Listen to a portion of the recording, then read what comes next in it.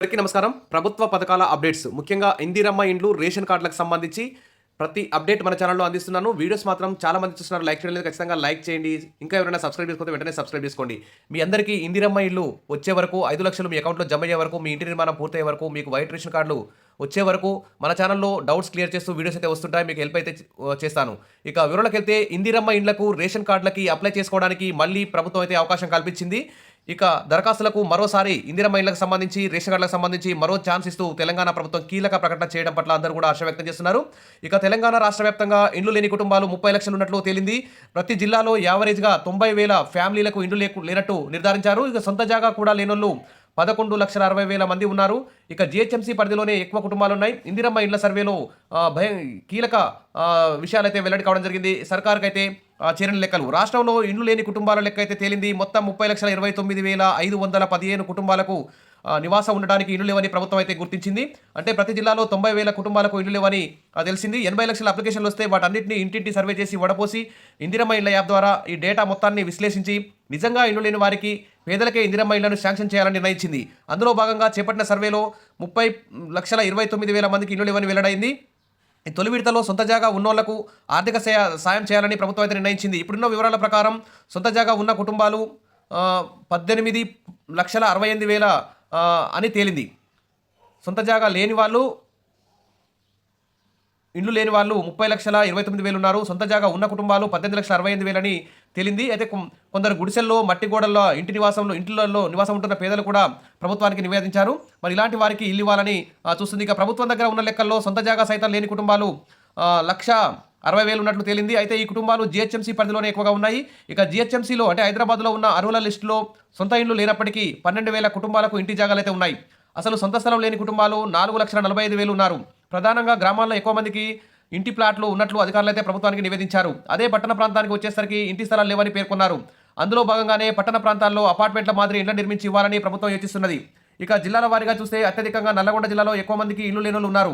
జిల్లాలో 1,56,000 కుటుంబాలకు ఇల్లు లేవని తేల్చారు. ఆ తర్వాత రంగారెడ్డి జిల్లాలో 1,31,000 ఫ్యామిలీలకు ఇల్లు లేవని తేల్చారు. అత్యల్పంగా జనగామ జిల్లాలో 39,000 కుటుంబాలకు ఇల్లు లేవని గుర్తించారు. మరి ఏటా నియోజకవర్గానికి 3,500 ఇండ్లు మంజూరు చేస్తున్నారు. ఈ లెక్కన 4,5 లక్షల ఇండ్లు ఇచ్చినప్పటికీ 5 ఏళ్లలో 23 లక్షల కుటుంబాలకే ఇండ్లు దక్కుతాయని అధికారులు చెప్తున్నారు. ఇక లబ్ధిదారులకు ఇందిరమ్మ ఇండ్ల కింద విడతల వారీగా 5 లక్షల చొప్పున ప్రభుత్వం అయితే ఇవ్వనుంది. ఇందుకోసం ప్రధానమంత్రి ఆవాస్ యోజన నిధులను సైతం వినియోగించుకోనుంది. ఇక్కడ చూస్తే ఇక ఇందిరమ్మ ఇండ్ల కోసం మళ్ళీ అవకాశం. ఇందిరమ్మ ఇండ్ల కోసం మరోసారి దరఖాస్తులు స్వీకరించాలని రాష్ట్ర ప్రభుత్వం నిర్ణయించింది. ఇందిరమ్మ ఇండ్లు, కొత్త రేషన్ కార్డుల్లో మార్పులు, చేర్పులు, కుటుంబ సభ్యుల చేరికల కోసం మళ్లీ దరఖాస్తులు తీసుకోనుంది. అయితే గత ఏడాది నిర్వహించిన ప్రజాపాలనలో, ఇటీవల నిర్వహించిన కులగణన సర్వేలో ఈ వివరాలను వెల్లడించిన వారికి కూడా ఇప్పుడు దరఖాస్తు చేసుకునే అవకాశం అయితే ఇచ్చింది. మంగళవారం నుంచి ఈ నెల 24 వరకు నిర్వహించనున్న గ్రామ సభల్లో ప్రజలు దరఖాస్తు చేసుకునేందుకు సర్కార్ అయితే అవకాశం కల్పించింది. ఈ మేరకు అవసరమైన చర్యలు తీసుకోవాలని ప్రభుత్వ ప్రధాన కార్యదర్శి శాంతకుమారి కలెక్టర్లకు ఆదేశాలు ఇచ్చారు. వీటితో పాటు ఇందిరమ్మ ఆత్మీయ భరోసా కింద కూలీల కుటుంబాలకు అందించబోయే ఆర్థిక సాయాన్ని మహిళల ఖాతాల్లో జమ చేయనున్నట్లు పేర్కొన్నారు.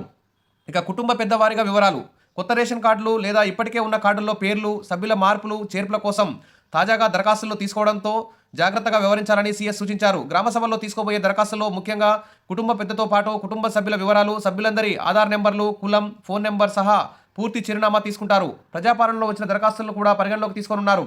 రాష్ట్రంలో రేషన్ కార్డు లేని కుటుంబాలు వారందరికీ కూడా ఇస్తారు. ఇప్పుడైతే ప్రజాపాలన ఆన్లైన్లో లిస్టులో పేరు వచ్చిన వారికి మళ్ళీ అప్లై చేసుకోవాల్సిన అవసరం లేదు. ఎవరి పేరైతే మిస్ అయిందో, ఎవరైతే కొత్తగా అప్లై చేసుకోవాలనుకుంటున్నారో ఇందిరమ్మ ఇండ్లకు కానీ రేషన్ కార్డులకు కానీ వైట్ పేపర్ మీద మీరు మీ యొక్క డీటెయిల్స్, మీ ఫ్యామిలీ మెంబర్స్ డీటెయిల్స్, మీ ఆధార్ కార్డ్స్ అన్ని సబ్మిట్ చేసి యాడ్ చేసి వైట్ పేపర్ మీద రాసి ఇవ్వండి. మన ఛానల్లో కూడా రేషన్ కార్డుకి ఎలా దరఖాస్తు చేసుకోవాలో మోడల్ దరఖాస్తు ఫామ్ కూడా పెట్టాను. ఇందిరమ్మ ఇండ్లకు కూడా వైట్ కార్డు మీదనే రాయండి. శ్రీత గౌరవనీయులైన మండల అభివృద్ధి అధికారి మీ మండలం పేరు రాసి విషయం కాడ ఇందిరమ్మ ఇల్లు మంజూరు గురించి రాసి ఇంకా మీ యొక్క డీటెయిల్స్ మొత్తం రాసి మాకు ఇల్లు మంజూరు చేయగలరని ప్రార్థన అని మీ సంతకం పెట్టి ఈ విధంగా ఒక లెటర్ రాస్తే సరిపోతుంది. వైట్ పేపర్ మీద కొత్తగా ఆన్లైన్లో అప్లై చేయాల్సిన అవసరం లేదు. కాబట్టి మళ్ళీ ఎవరికైతే పేర్లు మిస్ అయ్యాయో, ఎవరైతే కొత్తగా అప్లై చేసుకోవాలనుకుంటున్నారో వారందరూ కూడా ఇందిరమ్మ ఇండ్లకు కానీ రేషన్ కార్డులకు కానీ మళ్ళీ దరఖాస్తు చేసుకునే అవకాశం అయితే ఉంది. ఇక కొత్త రేషన్ కార్డు, ఇందిరమ్మ ఇండ్ల కోసం దరఖాస్తుల స్వీకరణ రేపటి నుంచి అంటే మంగళవారం నుంచి జరిగే గ్రామ సభల్లోనూ దరఖాస్తులు తీసుకోవాలి. ఆత్మీయ భరోసా సొమ్ము కూడా మహిళల బ్యాంకు ఖాతాలో జమ చేస్తారంటూ కలెక్టర్లకు సీఎస్ అయితే ఉత్తర్వులు అయితే జారీ చేశారు. కాబట్టి అందరూ కూడా ఇందిరమ్మ ఇళ్లకు కూడా గ్రామ సభలో దరఖాస్తులు వస్తే తీసుకోవాలని జిల్లా కలెక్టర్లను సీఎస్ ఆదేశించారు. ఇప్పటికే రాష్ట్రంలో పక్కా ఇల్లు లేని వారి వివరాలను కలెక్టర్లు, ఎంపీడీఓలు, మున్సిపల్ కమిషనర్ల లాగిన్లో అందుబాటులో ఉంచామని, వాటి పరిశీలన వెంటనే పూర్తి చేయాలని ఆదేశాలు జారీ చేశారు. రేషన్ కార్డుల తరహాలోనే దరఖాస్తుల అన్ని వివరాలను గ్రామ సభల్లో నమోదు చేసుకోవాలని, ప్రజాపాలన సేవా కేంద్రాల ద్వారా వచ్చే దరఖాస్తులను కూడా పరిగణలోకి తీసుకోవాలని చెప్పారు. రేషన్ కార్డులో ఇందిరమ్మ ఇళ్ల దరఖాస్తులను మదింపు చేయడం, ఇప్పటివరకు దరఖాస్తు చేసుకోలేని వారి నుంచి దరఖాస్తులు తీసుకోవడం, ఇందుకు సంబంధించి ప్రజల నుంచి ఫీడ్బ్యాక్ తీసుకునే విధంగా గ్రామ సభలు నిర్వహించాలని సూచించారు. కాబట్టి ఇక భూమి లేని పేదలకు కూడా 12,000 కుటుంబం యూనిట్గా తీసుకొని వేస్తారు. కుటుంబంలో ఎంతమందికి ఉపాధి కార్డులు ఉన్నా కానీ ఒక్కరికే ఈ 12,000 ఆర్థిక సహాయం అందుతుంది. ఇక మున్సిపాలిటీల్లో విలీనమైనటువంటి గ్రామీణ ప్రాంత ఉపాధి హామీ కార్మికులకు కూడా ఈ 12,000 అందుతాయి.